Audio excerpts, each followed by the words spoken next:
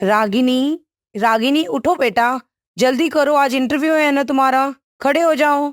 ओ हो मम्मी, जब देखो मेरे पीछे ही पड़े रहते हो, थोड़ी देर और सोने दो ना। नहीं नहीं, लेट हो जाओगी, जल्दी से खड़े हो जाओ। ठीक है मम्मा, बस 5 मिनट और। तो ये है हमारी रागिनी। रागिनी की स्टडी खत्म हो गई है, अब वो खुद अपने पैरों पर खड़े होना चाहती है। रागिनी को अपने पापा के बिजनेस में कोई इंटरेस्ट नहीं है। रागिनी अभी जॉब ढूंढ रही है और रोज उसकी मम्मी इसी तरह से सुबह उसको उठाती है ताकि वो इंटरव्यू देकर आए और अपने काम में लगे। लेकिन रागिनी मैडम को नींद बहुत ही प्यारी है। रागिनी के परिवार में उसके मम्मी पापा और एक छोटा भाई है। भाई अभी ग्रेजुएशन कर रहा है, मम्मी अपना घर संभालती हैं और उसके पापा का बिजनेस है। पापा का बिजनेस बहुत अच्छा है, करोड़ों का टर्नओवर है, लेकिन तब भी वो अपने पापा के बिजनेस में जरा इंटरेस्ट नहीं दिखाती। कहती है मुझे खुद ही अपने पैरों पर खड़े होना है, बस इसीलिए वो रोज इंटरव्यू के लिए जाती है। आज भी रागिनी का इंटरव्यू है। इंटरव्यू के लिए रागिनी उठती है और जल्दी से तैयार होने लगती है और बस पूरा घर सिर पर उठा लेती है। मम्मी आपने लेट उठाया, मुझे जल्दी थी, मैं लेट हो गई, देखो ना, जल्दी करो, मेरे को जल्दी से ब्रेकफास्ट दो, मैं लेट हो रही हूँ। बस इसी तरह से करते करते रागिनी तैयार हुई, ब्रेकफास्ट किया और फुल करके निकल गई।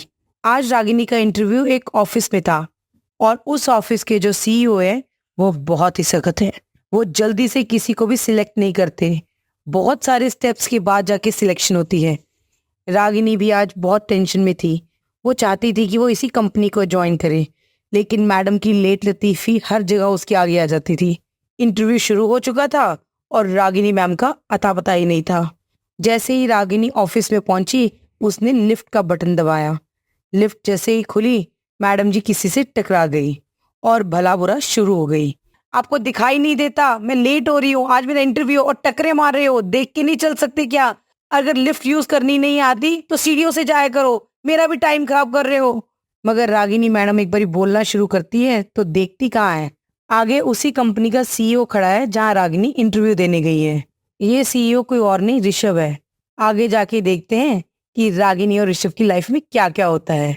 क्या दोनों में आपस में बन पाएगी या रागिनी को इंटरव्यू में ही रिजेक्ट कर देगा? ये तो कहानी सुनने के बाद ही पता चलेगा। चलो आगे बताती हूँ आपको। रागिनी मैडम इंटरव्यू के लिए जाती है, मगर उसे ये नहीं पता कि आगे इंटरव्यू लेने वाला वही शख्स है जिससे वो टकराई थी। मैडम का इंटरव्यू का टाइम हुआ। मैडम जी तो पहले ही लेट थी, लेकिन जैसे ही उसने देखा कि इंटरव्यू लेने वाला वही लड़का है तो एकदम से बौखला गई और बोली, तुम मुझे कब से इतना बोल रहे थे? तुम्हें शर्म नहीं आती? तुम्हारी वजह से मैं लेट हो गई और तुम ही मुझे लेक्चर दे रहे हो। लेकिन उसको अभी भी नहीं पता था ये लड़का उससे मजाक नहीं कर रहा, सच में सीईओ है। तभी ऋषभ के सेक्रेटरी ने बोला, मैडम आप सोच के तो बोलिए, आप जहाँ इंटरव्यू देने आई हैं उसी के बॉस से पंगा ले रही हैं। रागिनी ने जैसे ही सुना कि ये बॉस है, एकदम से घबरा गई और बोली, सॉरी सॉरी, लेकिन गलती मेरी नहीं, गलती आपकी ही है, आपकी वजह से मैं लेट हो गई हूँ। ऋषभ को थोड़ा ये अच्छा लगा कि कोई तो है जो उसके सामने बोल पाया, वरना जिसको पता लगता है कि वो इसी कंपनी का बॉस है तो कोई भी उसके आगे बोल नहीं पाता। ऋषभ ने इंटरव्यू लेना शुरू किया। रागिनी बहुत इंटेलिजेंट थी, उसको हर चीज की बहुत बारीक नॉलेज थी क्योंकि उसके पापा एक बिजनेस चलाते थे। उन्होंने बिजनेस की काफी बारीकियां उसे समझाई थी। रागिनी को इंटरव्यू में ही सिलेक्ट कर लिया और उसे कल से ज्वाइन करना था। रागिनी के तो पैर जमीन पर नहीं उड़ रहे थे, खुशी खुशी उछलती फिर रही थी कि मुझे नौकरी मिल गई। भागती हुई घर गई और शोर डाला, मम्मी मम्मी मम्मी। अरे रागिनी क्यों इतना शोर डाल रही हो, क्या हो गया? मम्मी मुझे नौकरी मिल गई है, अब मैं अपने पैरों पर खड़ी हो गई हूँ, मैं जो चाहूँ खरीद सकती हूँ, अपनी मर्जी से अपनी लाइफ जी सकती हूँ। अरे बुद्धू, तेरे को कब किसने मना किया है? तेरे पापा तेरी चीजें मांगने से पहले ही तो तुझे ला देते हैं, बस शोर डालती रहती है। नहीं मम्मी, आप क्या जानो अपने पैसों में चीजें खरीदने में क्या मजा है। ड्रामेबाज, चुप हो जा और जा मंदिर में माथा टेक कर आ। रागिनी दौड़ते हुए जाती है मंदिर और माथा टेक कर आती है और अगले दिन फिर वही काम शुरू। रागिनी उठ जा बेटा, उठ जा, लेट हो जाएगी, टाइम देख। फिर कहेगी मैं लेट हो गई। मम्मी बस 5 मिनट 5 मिनट। ये रोज का था, रोज बेचारी रागिनी की मम्मी यही काम करती और इसी तरीके से रागिनी उसे परेशान करती। लेकिन आज जॉब पर पहला दिन था तो मैडम जी थोड़ी जल्दी उठ ही गई। उठ कर नाश्ता किया और ऑफिस के लिए भागी। लेकिन ऑफिस में जाते ही देखती है कि उसे जिस जॉब के लिए सिलेक्ट किया था वहां से ट्रांसफर करके बॉस की सेक्रेटरी बना दिया है। उसको बहुत गुस्सा आता है कि उस खड़ूस ने मेरे अकाउंट्स के डिपार्टमेंट से हटाकर एक सेक्रेटरी की जॉब दे दी, लेकिन वो काम करना चाहती थी इसलिए उसने मना नहीं किया, जाकर दिल लगाकर अपना काम शुरू कर दिया। लेकिन ऋषभ उसे कोई मौका नहीं छोड़ता था नीचा दिखाने का। आज उसकी मीटिंग थी, उसे ये भी पता था कि इसका पहला दिन है, लेकिन तब भी उसने एक इम्पॉर्टेंट मीटिंग के लिए उसे प्रेजेंटेशन तैयार करने के लिए कहा। ऋषभ को पूरी उम्मीद थी कि रागिनी कभी भी प्रेजेंटेशन तैयार नहीं कर पाएगी, इसलिए उसने अपनी भी प्रेजेंटेशन तैयार कर ली। मीटिंग के लिए कुछ घंटे बचे थे और रागिनी को अपनी प्रेजेंटेशन देनी थी। ऋषभ ने मीटिंग रूम में रागिनी को बुलाया, सबके सामने अपनी प्रेजेंटेशन देने के लिए कहा। रागिनी अपनी प्रेजेंटेशन देने लगी, लेकिन बेचारी से गलती हो गई। तभी ऋषभ ने उसकी इतनी बेइज्जती की कि बेचारी शर्मसार हो गई। वहां से सीधा अपने ऑफिस रूम में चली गई और वहां जाके बेचारी रोने लग गई। ऋषभ को सुकून मिला कि कल इसने जो बेइज्जती की थी आज मैंने उसका बदला लिया। ऐसे ही नोकझोंक में वक्त बीतता रहा। अब ऋषभ रागिनी को पसंद करने लगा था, लेकिन रागिनी को ऋषभ एक आंख नहीं बाता था। दोनों में हर बार अनबन होती रहती थी। टाइम के साथ साथ ऋषभ ने अपनी दिल की बात रागिनी को कही, लेकिन रागिनी को ये मंजूर नहीं था क्योंकि वो उससे नफरत करती थी। ऋषभ ने भी अपने पेरेंट्स को रागिनी के घर भेजा और रिश्ता पक्का करवा लिया। रागिनी को बहुत गुस्सा आया कि उसने तो मना कर दिया था, फिर भी उसके लिए रिश्ता क्यों भेजा।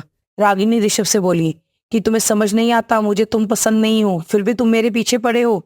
मुझे तुमसे शादी नहीं करनी, तो क्यों रिश्ता भेज रहे हो बार बार मेरे घर पर।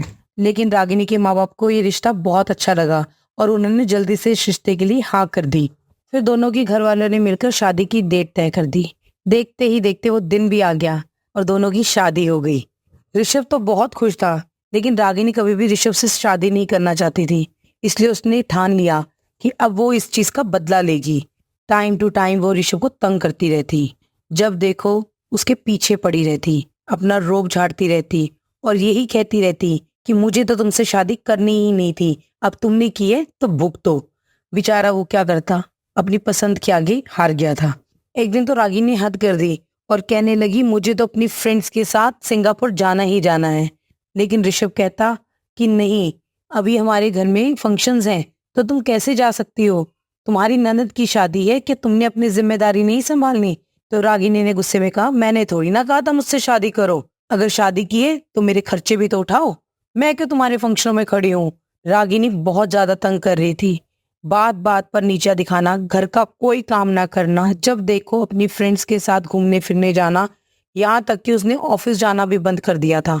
ऋषभ बेचारा अकेला ऑफिस भी संभालता और घर में भी देखता, लेकिन रागिनी ने कभी भी घर में दिलचस्पी नहीं दिखाई। अब ऋषभ के भी पेशेंस जवाब देने लग गए थे। उसने भी ठान लिया था कि अब वो रागिनी के पेरेंट्स से बात करेगा।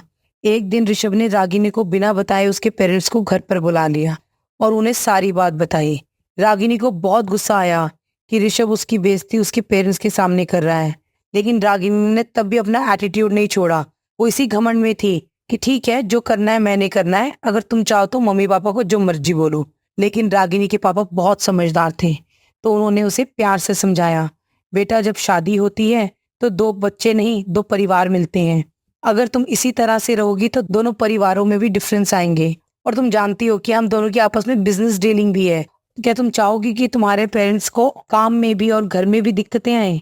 वैसे भी एक बार शादी हो जाती है तो लड़की का घर ससुराल ही होता है। हाँ अगर ऋषभ तुम्हें मारता है पीटता है तो अलग चीज है, फिर मैं तुम्हारे साथ खड़ा हूँ, लेकिन अगर गलती तुम्हारी है तो तुम्हें अपने आप में सुधार लाना ही पड़ेगा। रागिनी को गुस्सा आया अपने पापा की बात पर और वो बोली क्यों पापा, पैसे के लिए अपनी बेटी की तकलीफ नहीं दिख रही। तो रागिनी के पापा ने बोला तुम्हें तकलीफ क्या है, तुम बताओ तो सही, अगर तुम्हारी तकलीफ जायज होगी तो मैं तुम्हारे साथ खड़ा हूँ। रागिनी के पास पर कोई ऐसी वजह नहीं थी कि वो ऋषभ की शिकायत अपने पापा को करे। बार बार उसके पापा के समझाने पर वो नहीं समझ रही थी, तो थक हार कर रागिनी के पापा घर चले गए। लेकिन उन्हें बहुत परेशान थे कि उनकी बेटी क्या कर रही है, अपनी जिंदगी को वो खराब कर रही है। तो रागिनी के पापा ने ऋषभ के साथ एक प्लान बनाया, तो कहा कि तुम रागिनी को इग्नोर करना शुरू कर दो। ऋषभ ने रागिनी के पापा के कहने के अनुसार रागिनी को इग्नोर करना शुरू कर दिया। ना वो मुझसे बात करता, ना कहीं घुमाने ले जाता, ना ही कुछ कहता।